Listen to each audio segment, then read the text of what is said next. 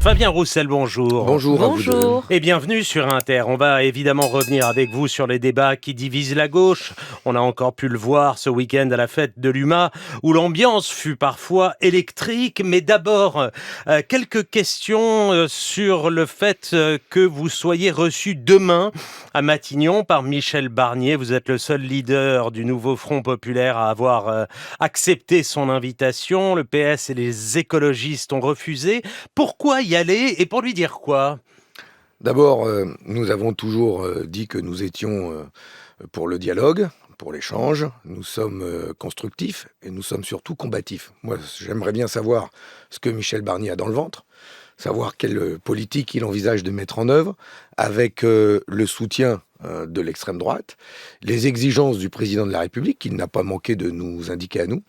Et donc, c'est une question de clarification. Et puis nous, on va venir avec nos attentes.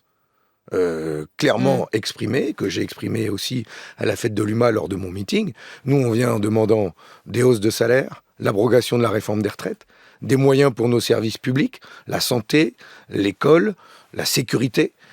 Et donc, nous venons avec des exigences fortes que les Français attendent. Mais Fabien Roussel, quand Michel Barnier a été nommé, vous avez dit avoir, je vous cite, explosé de rire tellement ça paraissait énorme et improbable. Vous avez ajouté sa nomination, on se dit que c'est un véritable bras d'honneur à tous les Français. Alors pourquoi y aller ? J'entends la volonté de concertation. La question est, avez-vous des espoirs de le faire bouger quand vous dites ça ? Mais d'abord, quand j'ai entendu la première fois son nom, j'ai explosé de rire, parce que quand même, le président de la République, c'est le plus grand des magiciens. Comme je l'ai chanté hier sur la fête de l'UMA, c'est le plus grand des voleurs. Mais alors, c'est surtout pas un gentleman.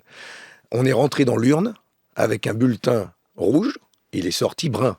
Il y en a même qui sont rentrés dans l'urne au second tour pour voter le Front républicain contre l'extrême droite, avec un bulletin bleu, et il le transforme en bleu marine, le président de la République. Il est fort quand même. Et donc la coalition arrivée en tête, c'est celle de la gauche, et on a un Premier ministre de droite, et puis la droite dure. Alors maintenant, dans ce contexte, dans ce contexte-là, nous disons nous aussi notre volonté, c'est pas de rajouter du chaos au chaos, c'est pas c'est pas de brutaliser encore plus la vie politique. Nous voulons des avancées pour les Français, nous voulons que ça change. Et donc nous allons dire nous que les Français attendent des hausses de salaire, ils attendent des services publics qui fonctionnent, ils attendent que la politique change.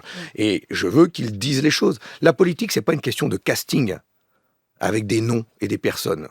C'est d'abord quelles sont les mesures concrètes qu'ils vont mettre en œuvre pour changer la vie des Français. Dans ses premières prises de position, Michel Barnier a déclaré ne pas s'interdire plus de justice fiscale. Il dit vouloir ouvrir le débat pour une amélioration de la réforme controversée des retraites, dire la vérité sur la dette écologique. Tout cela peut aller dans le bon sens pour vous, Fabien Roussel.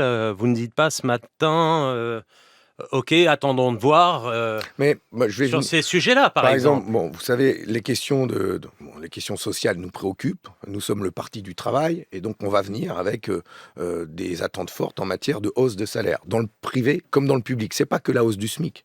C'est l'indexation des salaires sur l'inflation. C'est faire en sorte que toutes celles et ceux qui travaillent puissent vivre de leur travail. Vous avez vu l'enquête du Secours populaire français qui dit que 31% des ouvriers aujourd'hui vivent en situation de pauvreté. C'est-à-dire il y a des travailleurs pauvres dans notre pays. Et certains qui dorment dans leur voiture, ils n'ont pas accès au logement, ne peuvent pas payer leurs factures. Ça, c'est inacceptable dans une grande puissance comme la nôtre. Donc on vient avec des questions fortes sur la rémunération du travail. Mais il y a aussi les questions de sécurité, parce que les services publics, c'est aussi ça. Il y a eu hier la marche blanche à Grenoble pour dénoncer le meurtre de sang-froid de cet agent municipal, Lilian Dejean, qui nous a heurtés. J'en ai parlé aussi à la fête de l'Humanité, parce que le Parti communiste français prend ça à bras-le-corps. Quelques jours avant ce meurtre de sang-froid, j'avais réuni, place du colonel Fabien, les élus de Vénissieux, d'Échirolles, de Noisy-le-Sec, de Nîmes, de Marseille, frappés par des meurtres à cause de ces trafics, du trafic d'armes, des narcotrafiquants. C'est un véritable fléau, et il faut prendre ça à bras-le-corps et y mettre des mesures fortes. Ça devrait transcender toutes les forces politiques. Et donc concrètement, à Michel Barnier, je vais lui demander, Lui qui parle à tour de bras de attention à la dette, il faut réduire la dépense publique. Mais c'est tout l'inverse qu'il faut faire. Il faut investir dans des moyens pour garantir la tranquillité publique. Par exemple, je lui demanderai de mettre fin à la purge qui a lieu dans la protection judiciaire de la jeunesse. 500 emplois menacés à la PJJ. Et il nous faut un parquet national dédié à la lutte contre les narcotrafiquants. Vous avez dit concernant un éventuel gouvernement de Xavier Bertrand il y a quelques semaines que vous attendriez sa feuille de route avant de vous prononcer sur une éventuelle censure. Est-ce le cas aussi avec Michel Barnier où les communistes censureront quoi qu'il en soit ? Moi, je préfère dire que nous censurons en fonction de son discours, de ce qu'il va annoncer. On ne peut pas dire à l'avance c'est mauvais, on jette. Mais je vous avoue quand même que j'ai peu d'espoir, peu d'illusions, parce qu'on connaît quand même le personnage. 50 ans de vie politique à droite, il a travaillé pour tout le monde. Giscard, Chirac, Fillon, Raffarin, il les a tous faits. Donc il vous ne n'a dites jamais pas, mais rien vous fait. censurerez, c'est ce que vous dites. La motion de censure, elle est sous le coude, elle est prête, on y travaille, mais je préfère dire Les autres groupes du NFP ont dit on la votera quoi Oui, qu'il. Vous dites j'attends de voir. Je préfère dire on verra, mais je suis sans illusion. Sur la réforme des retraites, Fabien Roussel, une proposition de loi du Rassemblement national pour abroger cette réforme sera examinée lors de la niche parlementaire du RN le 31 octobre. Que vont voter les communistes? Voteront-ils cette proposition de loi portée par le RN pour abroger la réforme des retraites? D'abord, le Parti communiste français, ses militants, avec les organisations syndicales, on a été à la tête de ce combat contre cette réforme tellement dure pour nos concitoyens. 90% des Français y étaient opposés, elle a été imposée au forceps. C'est une horreur pour beaucoup de salariés, notamment les femmes. Donc, je le dis, nous ferons tout ce qui est en notre pouvoir pour qu'elle soit abrogée. Donc voter la proposition de loi du RN. Concernant celle du Rassemblement national, il y a deux choses que j'aimerais dire. La première, j'aimerais bien que vous posiez la question aux députés ciotistes qui ont été élus avec le RN, parce qu'ils sont pour la retraite à 65 ans. Donc j'aimerais bien qu'il y ait une forme de cohérence chez eux. On vous pose la question sur la cohérence du NFP, parce que pour le coup, vous n'êtes pas d'accord sur cette question sur la proposition de loi du RN.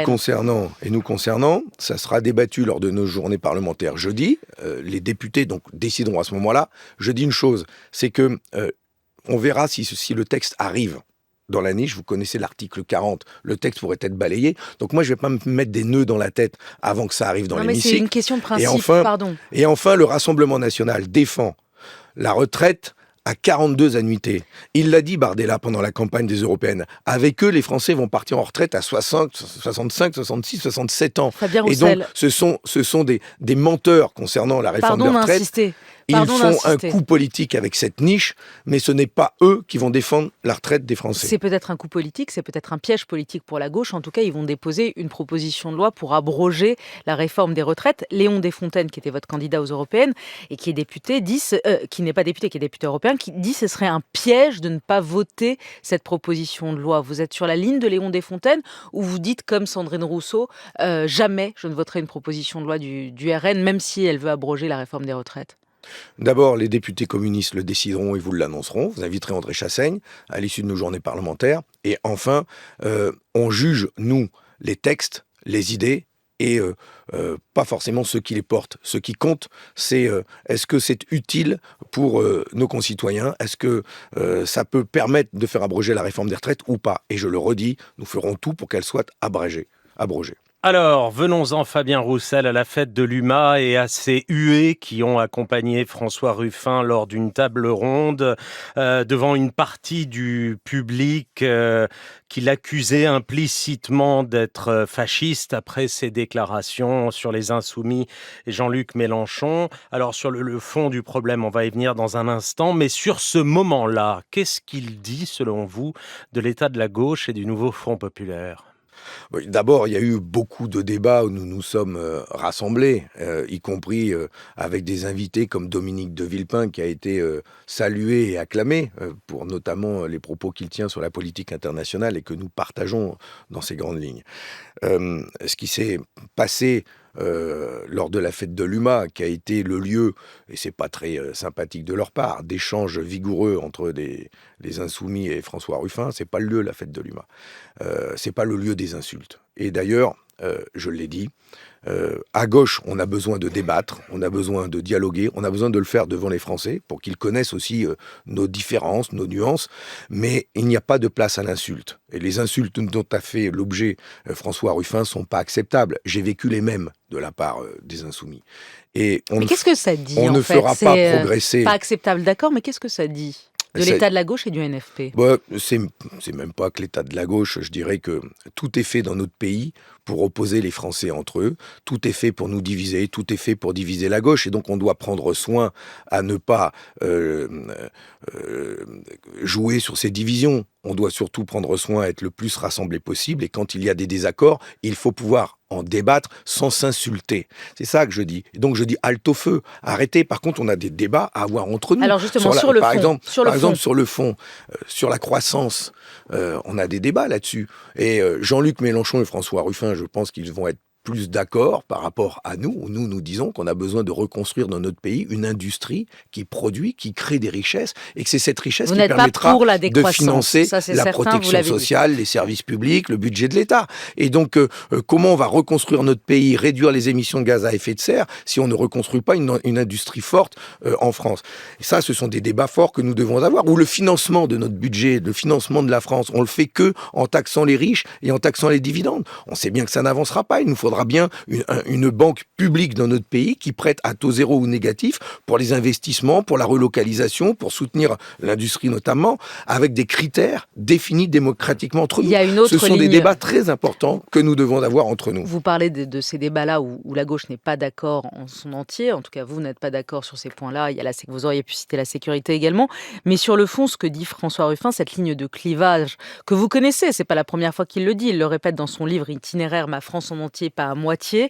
Et il déplore à nouveau que la France insoumise ait abandonné au Rassemblement national une partie du pays, celle des bourgs, des campagnes, des ouvriers. Il parle d'un désaccord moral et électoral profond et dans la durée avec Jean-Luc Mélenchon. Il cite aussi les propos que lui aurait tenus Jean-Luc Mélenchon lors de sa campagne dans le Pas-de-Calais en 2012.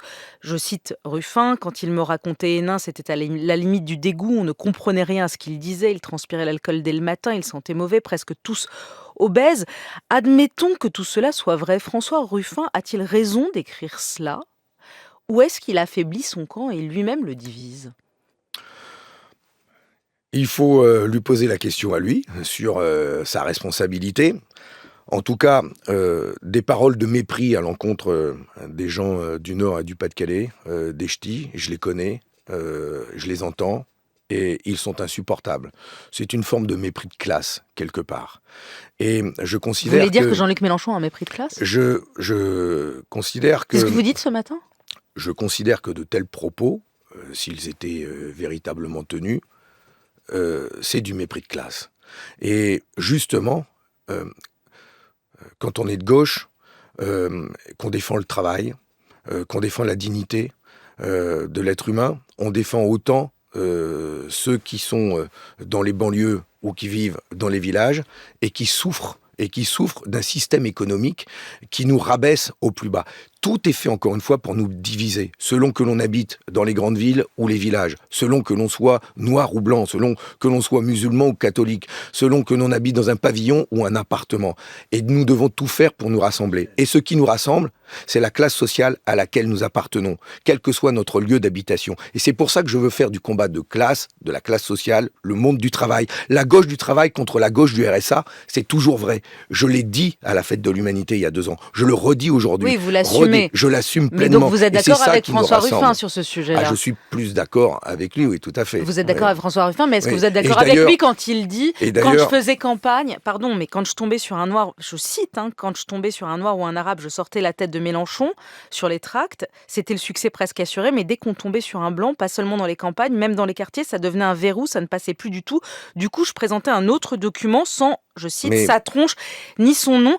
Manuel Bompard parle d'accusations blessantes, injustes et dangereuses qui sont une honte en entier et pas à moitié. Qu'est-ce que vous pensez de ça? On est obligé de vous interroger sur le fond parce qu'il y a des mots qui sont prononcés. Et je vous avouerai que ces échanges, je les ai eus avec François Ruffin après les élections présidentielles. J'en ai beaucoup parlé avec lui. Je lui ai déjà dit, je lui avais demandé à l'époque de faire son coming out, comme il le fait maintenant, de rejoindre le combat que je portais, que je porte toujours, pour avoir un discours de gauche, de classe, qui nous rassemble plutôt qu'il nous divise. Il a fait le choix jusqu'au bout de rester avec Jean-Luc Mélenchon, y compris pendant les élections européennes, où il aurait pu nous rejoindre. Maintenant, il clarifie les choses, mais je pense que l'on peut avoir ces débats sans s'insulter, sans invectives de part et d'autre, et c'est ce que je souhaite. Et c'est pour ça que les insultes que subit François ne sont pas acceptables. On doit pouvoir débattre de ça sans s'insulter. Allez, on passe au standard d'Inter. Michel, bonjour.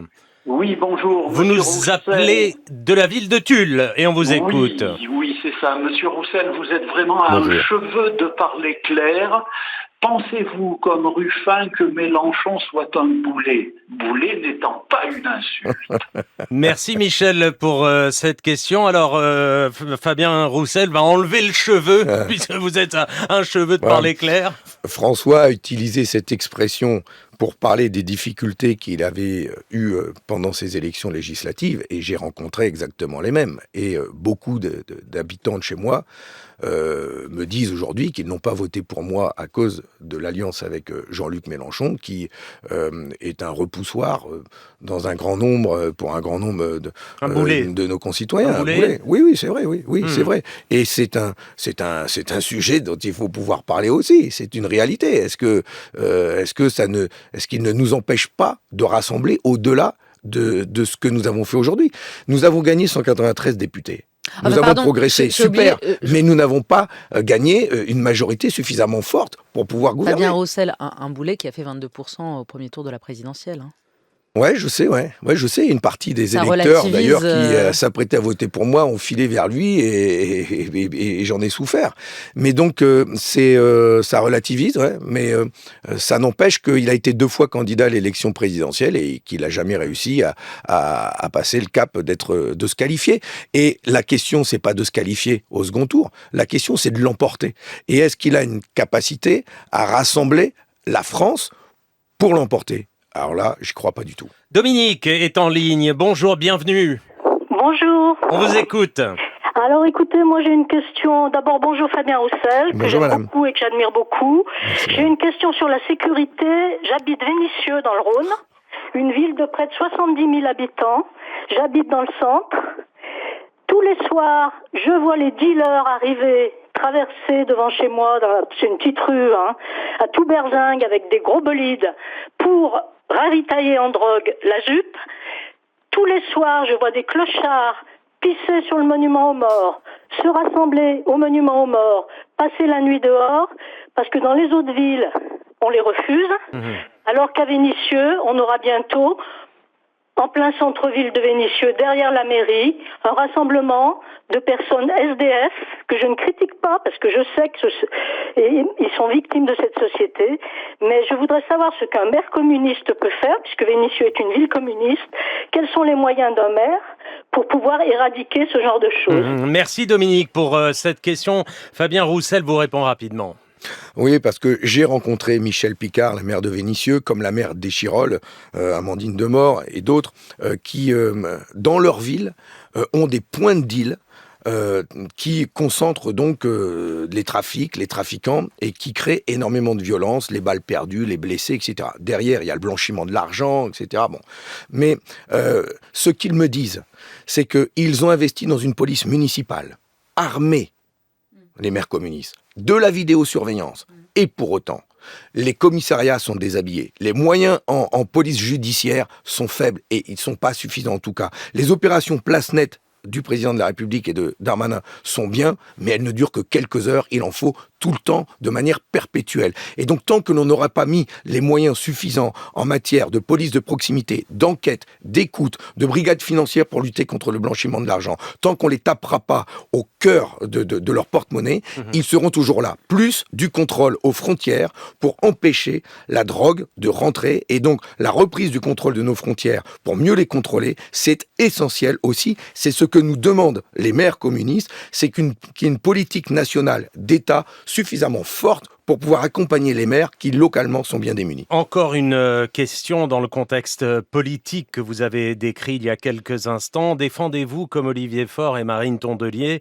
une candidature unique de la gauche en 2027 ? Dites-vous, comme eux, que sans candidature unique, pas de victoire possible ? Écoutez, présidentielle 2027, franchement, je m'exprimerai sur le sujet le moment venu. Voilà. Mais aujourd'hui, c'est pas le moment. C'est-à-dire que C'est pas le moment parce que vous ne savez pas ou vous savez, vous ne voulez pas dire ? Mais non, mais enfin, il y a 10, 12 millions de nos concitoyens qui vivent sous le seuil de pauvreté. Il y a les 450 salariés du Risotti dans l'automobile à Salomine, là, qui ont peur pour leur emploi. Vous pensez que si je vais les voir et que je leur parle de présidentielle, on est audible? C'est maintenant qu'ils attendent des réponses. Est-ce que vous allez tout faire pour travailler à une candidature unique? C'est ça la question. Je vais tout faire pour que ça change maintenant. Je vais tout faire pour que la gauche et les écologistes soient unis, le plus unis possible. Et je ferai tout pour créer les conditions de la victoire. Voilà. Donc, on va procéder par étapes. Moi, je veux des victoires maintenant, locales, nationales, mais je me battrai pour ça maintenant. Et il y a des mobilisations à venir, comme celle du 1er octobre, à l'appel de la CGT, de la FSU et de Solidaire, qui seront importantes pour cela. Merci. Fabien Roussel. Merci vous allez pouvoir soigner votre voix. Merci, je parle. Celle d'après la fête de l'UMA. Qui a battu un record, non ? Énorme. On approche le demi-million de visiteurs et c'est la plus belle fête populaire de notre pays, voire d'Europe. Merci encore. 8h46.